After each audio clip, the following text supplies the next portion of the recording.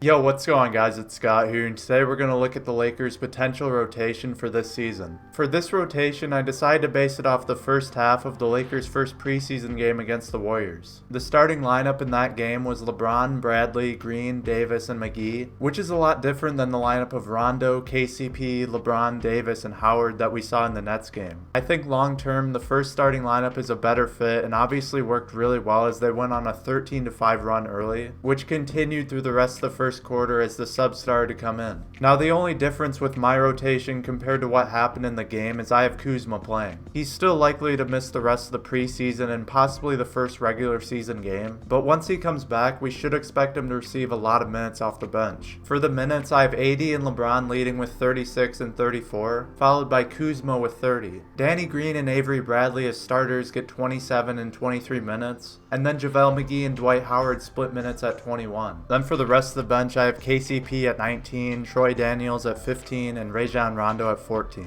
Although some of these minutes could be filled by someone like Alex Caruso, it looks like Rondo will play a key role off the bench as the point guard, which means that Daniels will get minutes because of his shooting. Now, with the rotation, I made sure to split up LeBron and Rondo so that one of them is on the floor at all times but never together. We've seen early on that the two of them have shared the court a few times, but I think it would be best to split them up as there's plenty of wing shooters on the roster that would help complement their games a little bit better. Another element I wanted to add was to play Anthony Davis the full first quarter, as he's been the last one to be subbed out in both preseason games. Like I said in my previous rotation video, I think it would be in the Lakers' best interest to play LeBron and AD together, as the chemistry between them will be extremely important to their long-term success. I also think with Rondo leading the second unit and having a great scorer like Kuzma off the bench, they can handle 5 to 10 minutes throughout a game without either one of their stars on the floor. I just think splitting up LeBron and AD too much wouldn't give the Lakers enough consistency with their lineups. A big problem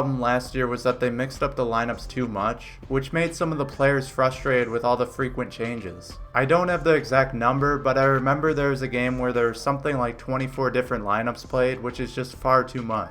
For this rotation, I have 8 different lineups, and for the most part, there's enough running time for those lineups to get a flow. To end the game, I have AD playing the 5 spot in what I think would be the Lakers' go-to lineup to close games. Kuzma might not end up as a starter, but there's no question he should be in their closing lineup, unless there's a really unfavorable matchup that's torched them throughout the game. This is my first rotation on NBA 2K20, and if you'd like to download it and are on Xbox, then you'll need to head over to your rotation page and press start for rotation timeline. Press Y to load rotations and search for ScottBall07, and it's under the name Lakers 2020. I'll also have an updated Pelicans rotation video up soon, and if you'd like to see that video or any future content from me, then make sure you subscribe. Drop a comment saying what Lakers, Pelicans, or any other NBA content you'd like to see from me. And if you enjoyed this video, then please give it a thumbs up, and thanks for watching.